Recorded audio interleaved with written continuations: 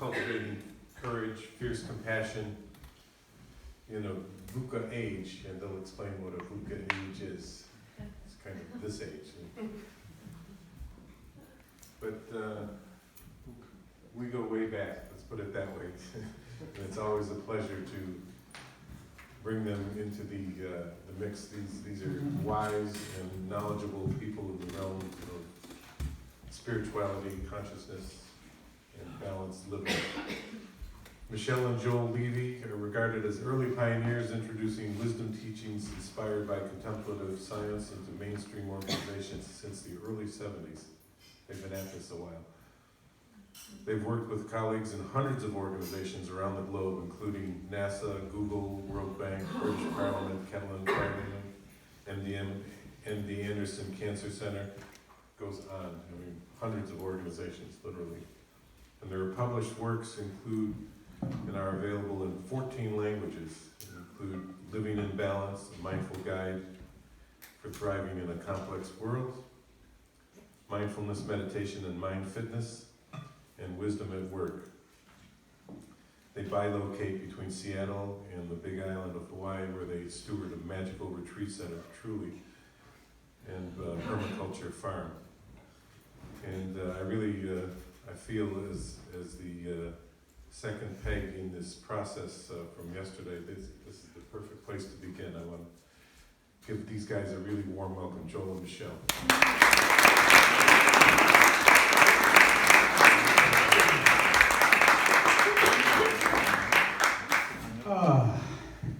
Building on yesterday, we'd really like to pick up on this theme of deep, personal, emotional adaptation and transformation to embrace the incredible gifts and challenges of these times. And during this time, we'd like to just offer a smattering of ideas, of practices, of perspectives, and our hope is that if you leave here with even one kind of shining jewel that lights up your life, and you play that forward through the networks of all those people whose lives you touch, and through all the lives that they touch, and through all the lives that they touch, that this will be a good time together, okay? So listen for where the jewels are for you. In the spirit of Joanna Macy's work, let's begin with gratitude, okay? So for a moment, just reach up, touch your heart. And maybe with an just soften a little bit. Just push the clear button and dissolve any densities or fixations, and just open the dimension of the mind that is clear and sky-like and vast, knowing, loving awareness. And within that clear, open knowing, just be mindful of anyone or anything that comes to mind that you're grateful for. And if someone or something comes to mind that you're grateful for, just draw them into your heart, into the focus of your awareness. Hold them there for a moment and feel that gratitude. And then radiate your blessings and your thanks to them, your loving kindness and your compassion to them. And just proceed one by one or cluster by cluster. Mindful of gratitude, take it to heart. And then let the heart reach out responsively with waves of light, with blessings, with thank you. And be mindful of who or what comes to mind. Welcome the surprises. Brother David Stendler says another name for God is surprise. Welcome the surprises and bless them. And as you continue in this way, be mindful that gratitude commingles with anxiety or fear, with grief or sadness, with loss, with a myriad of other not so grateful emotions. And just expand this sky-like open-heartedness to now embrace anything or anyone in your life that you are concerned about or sad about. And in a similar way, bring them to your heart and radiate your loving kindness, your compassion. Bathe them in the light of your true-heartedness.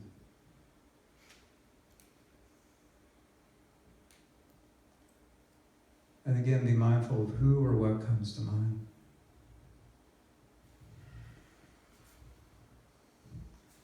And And for a moment, just consider how might your life be if you were to just become more adept at these practices.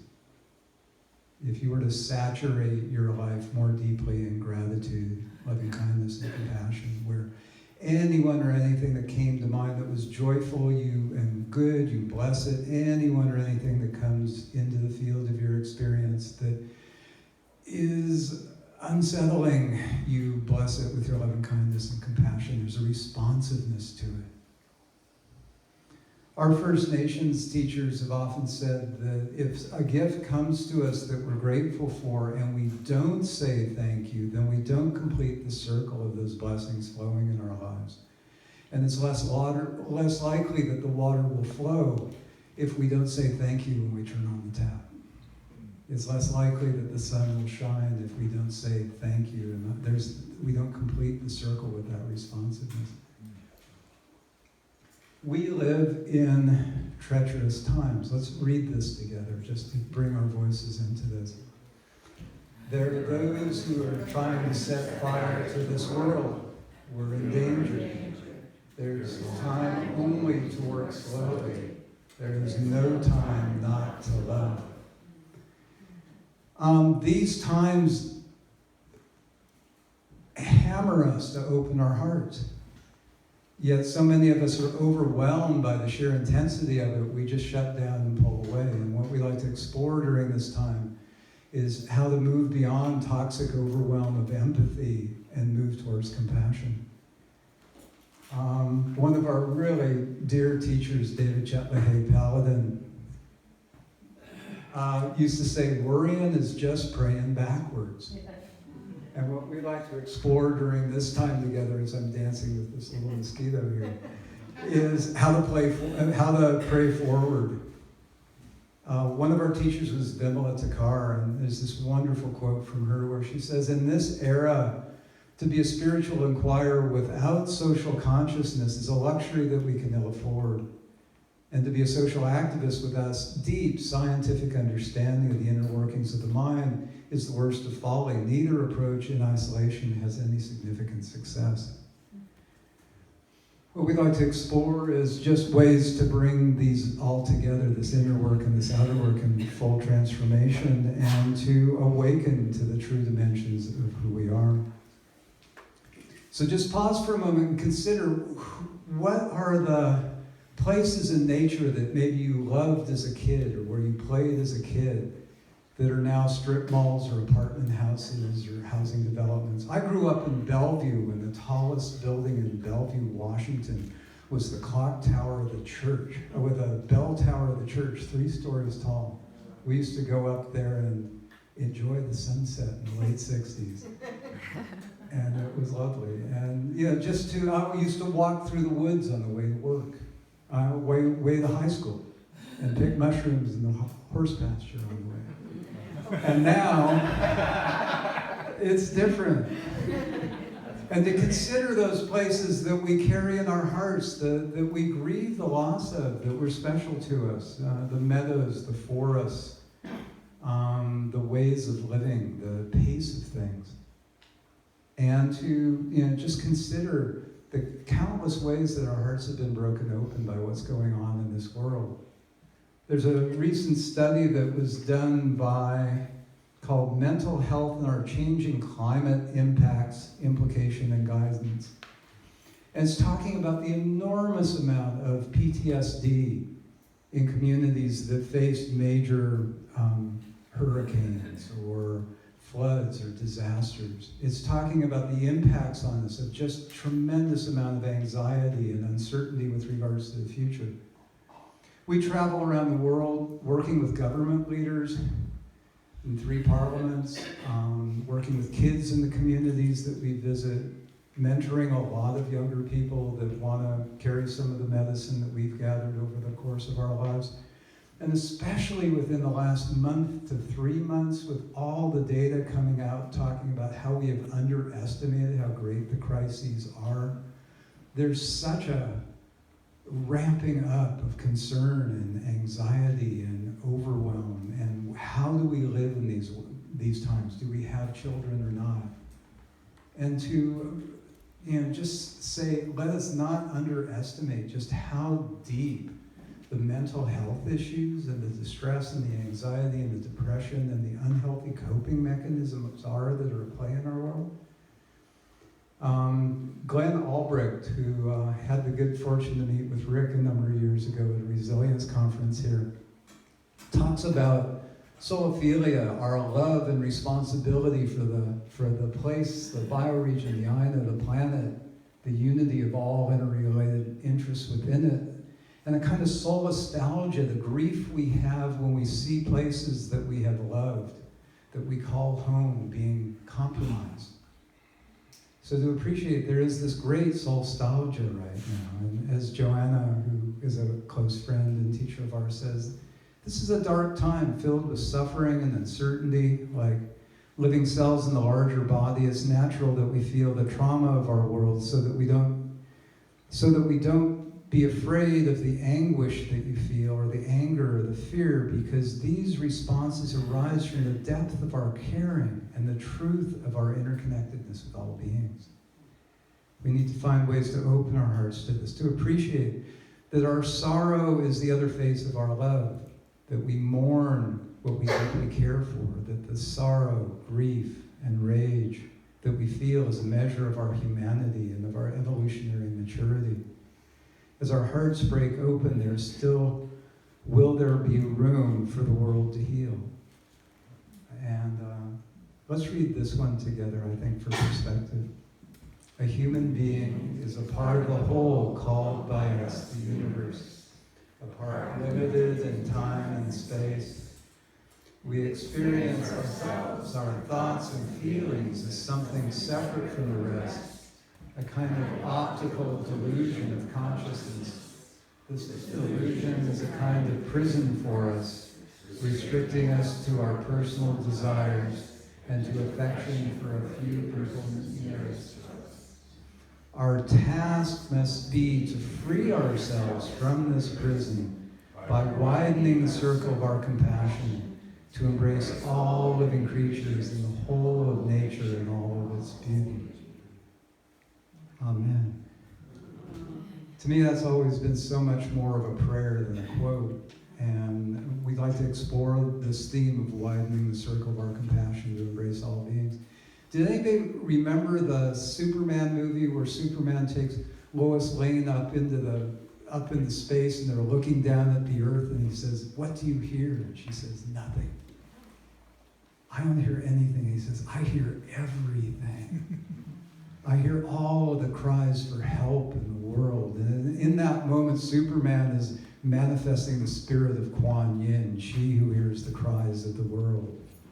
Or of the 1,000-armed Chenrezig that Dalai Lama is regarded as an emanation of, the sense of limitless arms, responsive hands reaching out into the world with eyes in the hands, so that wisdom is guiding compassion as it reaches out into the world. And you could say that in any moment of kindness or care or protection that we witness or that we embody ourselves, that we become like one of those hands of this great compassionate being reaching out into the world. How many of you have heard the phrase compassion fatigue? Say again. Compassion fatigue. Oh, fatigue. What the science has shown in the last 5 to 8 years or so around this is there is no such thing as compassion fatigue. Compassion is the remedy for that malady. But what we're really experiencing is empathy fatigue. That we're so sensitive to, and our mirror neurons tune so deeply into clear-cut forests and aching hearts of friends and people that are overwhelmed, that when we're in the presence of suffering, we resonate so deeply with that. That empathic resonance can become lethal. It can become toxic if we don't find ways to go to compassion and respond to that. We can be totally overwhelmed by our empathic resonance and our sensitivity. And especially for caregivers and people really standing in the fire with many people, compassion is regarded as, empathy is defined as the capacity to sense and share others' emotions, whereas compassion activates different networks in the brain that leads us into action and responsiveness. So for a moment, just think of someone or something you're concerned about. Or imagine, something you read in Google News this morning or whatever, that maybe you just took in passively and resonated with it, but didn't go to compassion. Go to compassion for a moment. Send some loving support. Call your angels to go there and help. Light up the heart of that sad friend or that fearful friend with some of your metta and your karuna, your loving kindness and your compassion. Go to compassion. Do something from that place of your true heart. Appreciate that our empathy can be somatic. Somebody gets hit with something and you wince because you feel it in your body. It can be emotional. We feel the sadness or the grief or the anxiety or the rage of others. And it can be cognitive. We get that, just like me, she does feel so sad about this or so enraged with this. So to appreciate there's many levels. In Joan Halifax's work, she's developed this acronym of GRACE that as a way to work with this, that we can gather our attention, become fully present, clarify and recall our intention to be the greatest possible service or to be kind, to align and attune ourselves empathically to what's going on. You could do this with a news article or listening to Democracy Now!, aligning and attuning with the suffering of that group of vulnerable beings. Consider and listen for guidance on what will serve and engage with compassion, respond with compassion, pick up the phone and call somebody, step out and protect, send some loving kindness. Do something with compassion and then bring it to an end and move on. In Joanna Macy's work, along with Molly Young Brown, the work that reconnects, she says, always begin with gratitude. That's like the lubrication for the system. It gives us the strength to then open our hearts to honor and embrace the suffering, which can then help us to open our wisdom eyes and then to go forth with compassion and action. There's an organicness to this that makes so much sense, and these simple frameworks have been so useful for people that we work with, thousands of people around the globe. How can we learn to open our hearts and minds to embrace what's going on with a sense of clear presence and radiant responsive compassion? If you leave here this talk with nothing else than that, it will be good. Einstein again reminds us that we're not going to find solutions to huge global conundrums from the same level of consciousness that created those. So that there's a mandate for us to collectively and individually raise our consciousness if we in humanity are to survive. I'm up for that. Working with the military, we developed the once secret and way out there Jedi Warrior training program for the U.S. Special Forces. When we were working with the military, we encountered the acronym VUCA. It's to describe the modern battlefield, which describes the world in which we live right now, which is volatile, uncertain, complex, ambiguous. And if you want to do VUCA plus, you can say absurd. And to just appreciate, this is a diagnostic criteria for this age. And this volatile, yes. And raise your hand if you think the waves of VUCA-ness are going to get any smaller. So, Kawabunga, this is a good time to learn how to surf, to open our bodhisattva hearts to greater compassion.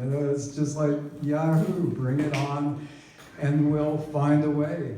Interestingly, in Zulu, the word VUCA means to wake up. But with empathic overload in mind, to appreciate that mindful presence is the key to social attunement and empathic resonance, and it takes courage to be mindful. It takes courage to show up for the inconvenient truth.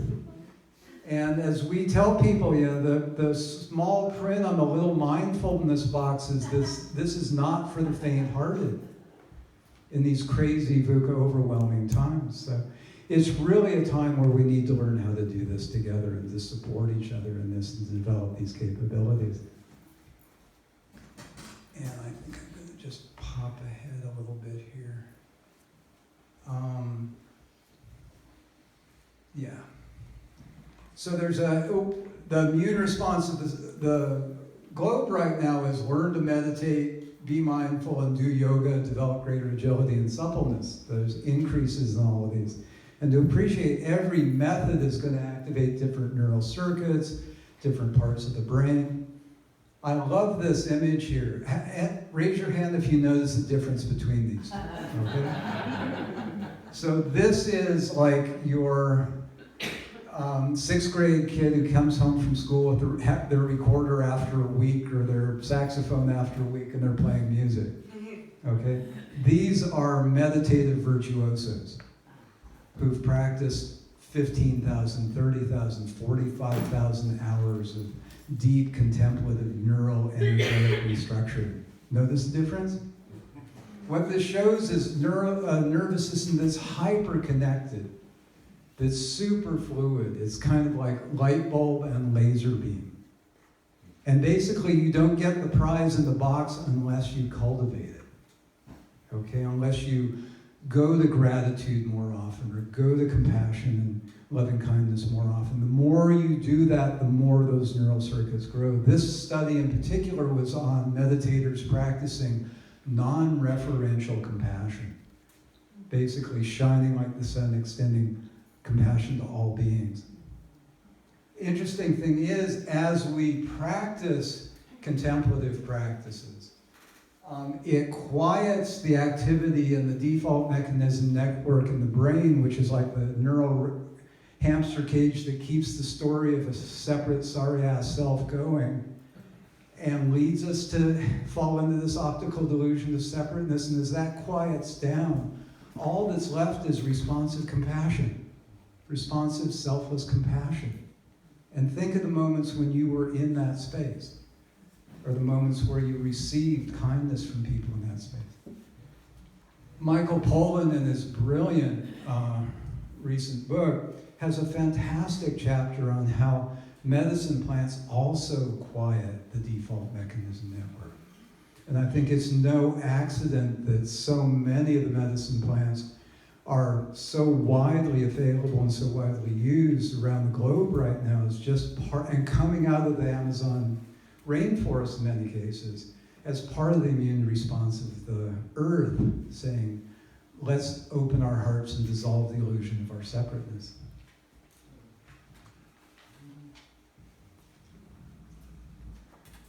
How many of you here have ever been with the Dalai Lama or feel some connection with his teachings? Wow, wonderful.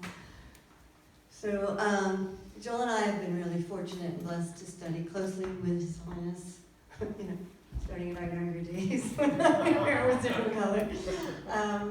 And one of the very unique and special gifts that the Dalai Lama has had, and coming out of the unfortunate circumstances of his country being occupied and being in exile, is that he's had more than, well, really the only Dalai Lama in this line of 14 Dalai Lamas that have taken incarnation in Tibet. He's the only one who's had this access to the rest of the world, to all over and to connecting with people everywhere outside the seclusion of the mountain of the Himalayas in Tibet. So another very interesting thing is that right after he became ordained in 1954, still quite young, he received the guidance to start giving these Kala Chakra empowerments for world peace, the Kala Chakra Tantra, which is associated with, many of you have probably heard, the fable Shambhala,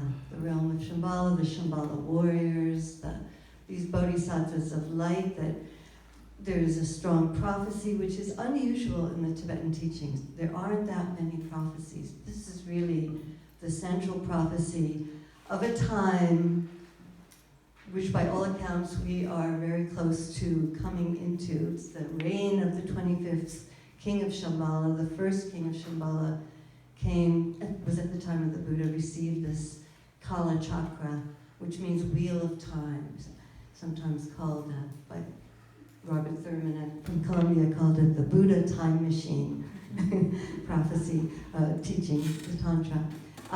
That at the reign, so that was the first king of Shambhala, and then during the reign of the 25th king of Shambhala, which if they had about 2,500 years, were in that realm. I'm sorry, if each king lived about 100 years, they would be the 25th king, because it's over 2,500 years now from the time the Buddha gave that teaching. So the prophecy being that things on earth will really be severely degraded, and this realm, which is held as an adjacent dimension to the earth, very close to our planet, but we don't have the frequency capability to see it. Some beings have reached there, but anyway, these warriors of Shambhala, who are motivated through this bodhisattva intention to awaken fully to our highest potential in order to help others awaken to their highest potential in order to be of the greatest possible service and benefit, they will come in and overcome these forces of darkness. They will usher in a whole reign of 1,000 years of peace. There's a whole beautiful story and teachings around this. And so the Dalai Lama has gone around from an early time, has given more than 30 empowerments, 30 Kala Chakra initiations around the world, in many troubled places around the world, and centrally located places, to create a connection for those people who would like to participate, who would like to take birth at this time of a very great turning, and who would like to be a Shambhala warrior. So here, this is the Kala Chakra Tantra behind him, and he's actually doing a dance of wisdom and compassion on the mandala of the Kala Chakra Tantra. And so Joel and I have been really feeling a strong connection that these VUCA times are really calling for the Shambhala warriors within us to awaken. And the relevance of these teachings are very great. And I would just invoking Joanna Macy's presence here. She's, as Joel said, one of our friends and mentors. She gave a beautiful teaching that she received, inspired by one of her teachers, on the Shambhala prophecy that I'd like to share with you. So just kind of go for the ride of this with me. There comes a time when all life on earth is in danger. Great barbarian powers have arisen.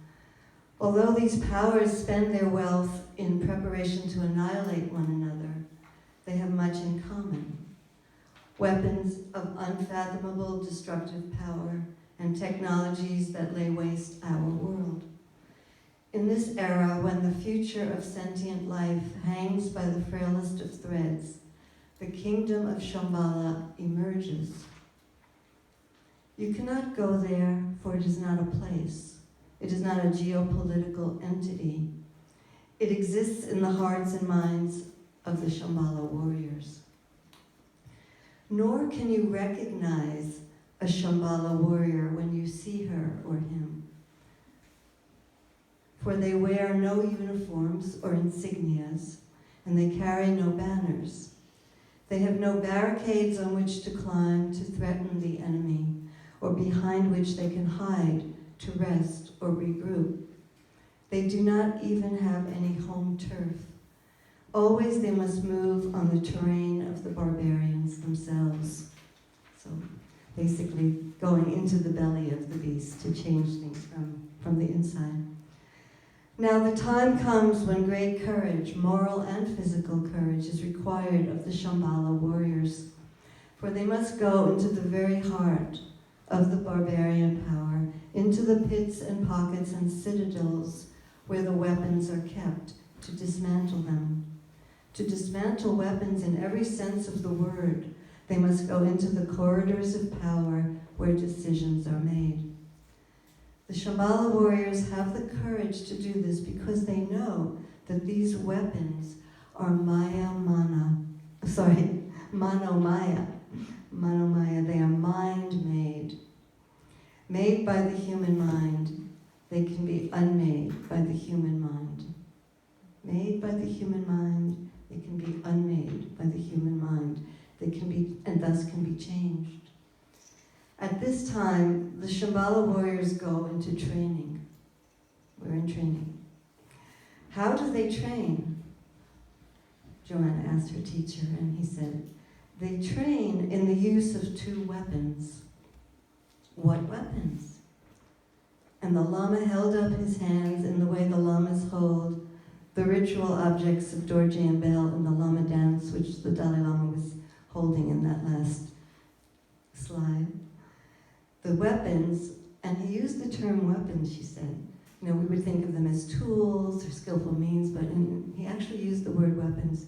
The weapons are compassion and insight. Compassion and insight. Both are necessary. You have to have compassion because it gives you the juice, the power, the passion to move. It means not to be afraid of the pain of the world. Then you can open to it, step forward, act. But that weapon by itself is not enough. Compassion, empathy can burn you out. So you need the other, you need insight into the radical interdependence of all phenomena. The radical interdependence of all phenomena. With that wisdom, you know that it is not a battle between, quote, good guys and bad guys, because the line between good and evil runs through the landscape of every human heart. With insight into our profound interdependence, our interrelatedness, our interconnectivity, our deep ecology, you know that actions undertaken with pure intent have repercussions, ripples, throughout the web of life, beyond what you can measure or discern. By itself, that insight may appear too cool, too conceptual, to sustain you and keep you moving, so you need the heart of compassion. Together, these 2 can sustain us as agents of wholesome change. They're gifts for us to claim now in the healing of our world. These 2 weapons of the Shambhala warrior represent 2 essential aspects of this work, like the healing work, the work that reconnects. One is the recognition and experience of our pain for the world. The other is the recognition and experience of our radical, empowering interrelatedness with all beings in the larger body of life. So I welcome you to the Shambhala warrior training ground here. And we'll just bring it to a close. Okay. So, all you blazing bodhisattvas, let's show up. One point I'd like to make in the conceiving of what love and what the true heart is, this symbol of the double dorje, the cross vajra, in the Buddhist tradition is like the seat for the awakened mind. And the first is about equalizing our vision to regard all beings equally. All beings. Just look around the room for a moment and just go, oh, just like me, she wants to be happy. And he wants to be free from suffering and have a good lunch and live in a beautiful place and have clean water to drink, just like me. And then the second lobe of that would be then generating the heart of loving kindness. May you be happy. So there's a generativity. It's not just equanimity, but wishing and radiating happiness, radiating loving kindness, metta. And when we encounter suffering, to then radiate compassion, wishing that may you be free from suffering, may all beings be free from suffering, whatever it may be. And the fourth lobe comes back to gratitude in many ways, rejoicing in what is good, rejoicing in the innate, unbound, limitless goodness and potential of all beings. So the invitation in this, in many ways, is just to become more prayerful, more grateful, more generatively kind, and to appreciate the profound sensibility of that in an age where we just tend to go so resonantly overwhelmed, where we can flip through Google News without popping a prayer, rather than just let each gory detail be a portal to waves of loving kindness and compassion that stream out of us and that maybe give rise to inspired action and response as well. To listen to democracy now as a prayer rather than as a burden. To walk down the street and rejoice in the beauty in the trees that are still there, and to generate compassion for all that could be better and that hurts so much. So we'll explore more of the practices of the Bodhisattvas and the Shambhala warriors in our afternoon session. For now, I'd like to just leave you with a simple formula of just clear, mindful presence. And you can anchor that by touching your heart. Embracing the flow of experience, and you can anchor that with the breath. With great compassion, gently smiling.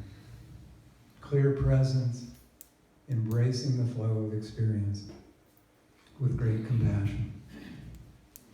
So, we welcome the opportunity to continue this conversation and exploration with you in the days to come. If you'd like to stay in touch, I put a page over there. We send out an email thought for the day, or a prayer, a video, or a meditation every day. For a lot of people, it's a treasure. So if you'd like to join the tribe on that, you'll also know what we're doing as we wander around the world.